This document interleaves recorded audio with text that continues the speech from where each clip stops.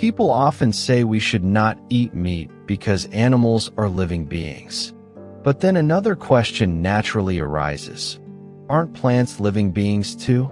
A potato buried deep in the soil waits silently through winter before sprouting in spring.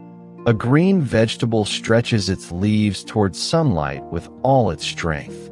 A grain of rice ripens in the autumn wind, gathering the essence of an entire season. They grow, wither, reproduce, and move through the same cycle of life. So why do we feel sorrow for a cow being led to slaughter, yet rarely feel grief when cutting a leaf of cabbage? This is not a foolish or argumentative question. In fact, it often comes from a thoughtful and compassionate heart. Anyone who truly begins to reflect on compassion will eventually arrive at this crossroads.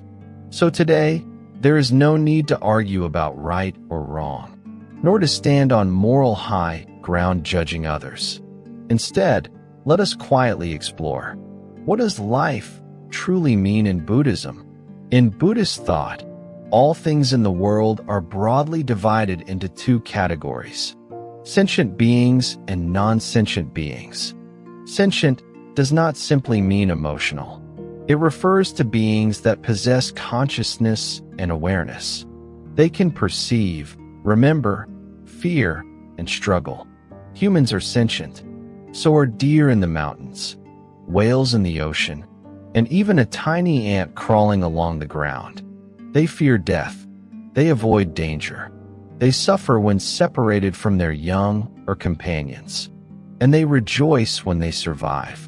When a blade falls upon them, they know their lives are ending. That terror needs no language. The other category is called non-sentient.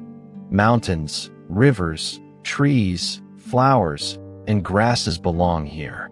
Plants are certainly alive. They grow, decay, and follow the rhythms of nature.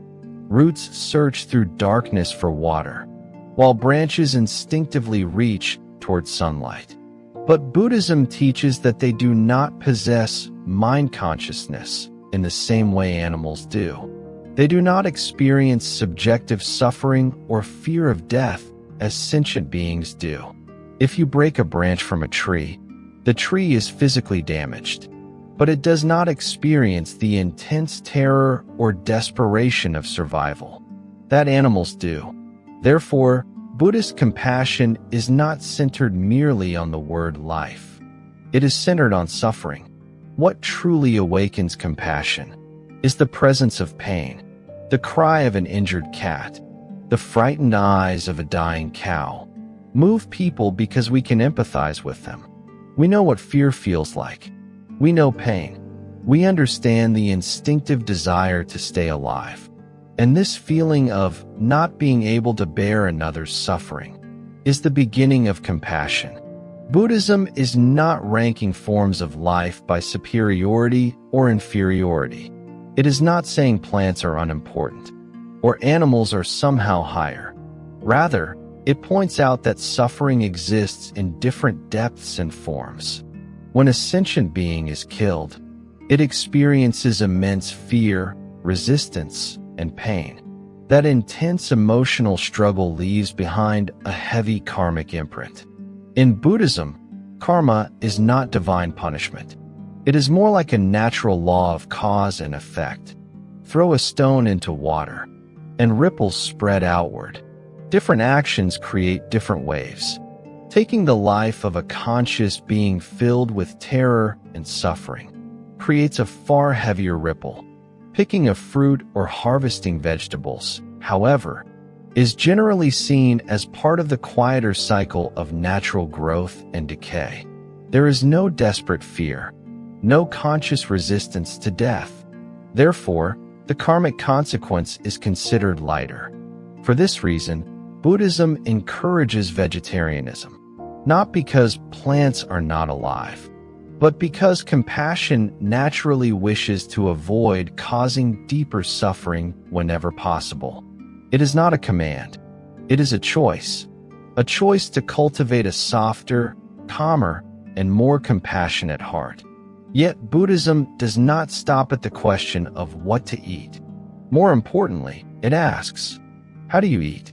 In Zen monasteries, eating is considered a form of spiritual practice. Before meals, monks contemplate the 5 reflections. The first reflection is gratitude. This bowl of rice did not appear out of nowhere. It received sunlight, rain, and fertile earth. It carries the labor of farmers, cooks, and countless unseen hands. Every grain of rice reaches us through endless conditions coming together. Recognizing this naturally gives rise to gratitude. The second reflection is self-examination. One asks, am I worthy of this offering? Have I wasted this day? Have I harmed others? Have I contributed even a little goodness to the world? This reflection is not self-hatred. It is a reminder to live consciously. The third reflection is moderation. Eating is not merely about satisfying desire. Often, what people are feeding is not hunger of the stomach, but emptiness, anxiety, or greed. Buddhism teaches us not to become slaves to craving. Take only what is needed, not endlessly what is wanted. The fourth reflection is wisdom. Food is medicine for the body.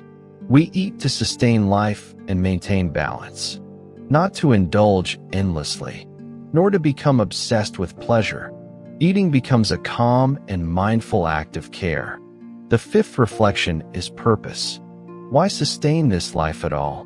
Not merely for pleasure or comfort, but to gain the strength to learn, love, help others, and awaken.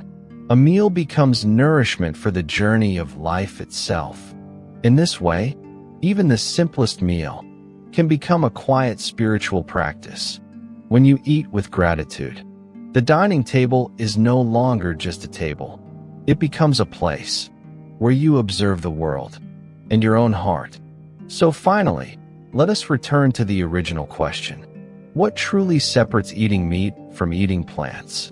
Perhaps the difference is not about whether something is alive. Perhaps it lies in the depth of suffering involved, and whether we are willing to make gentler choices to reduce that suffering. But even more important than the choice itself is the state of one's heart. If someone is vegetarian, yet becomes arrogant or judgmental toward others, then vegetarianism itself can become another attachment.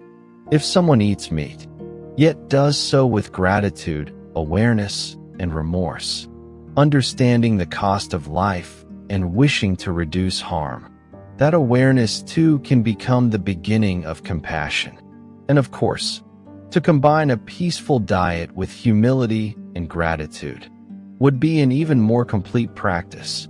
Perhaps true spiritual cultivation does not begin with removing something from the plate.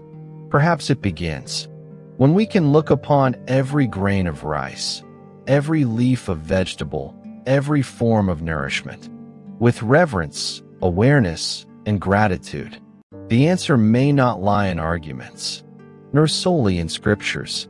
It may simply arise in a quiet moment when you lift a bowl of rice to your lips and suddenly feel a trace of tenderness in your heart.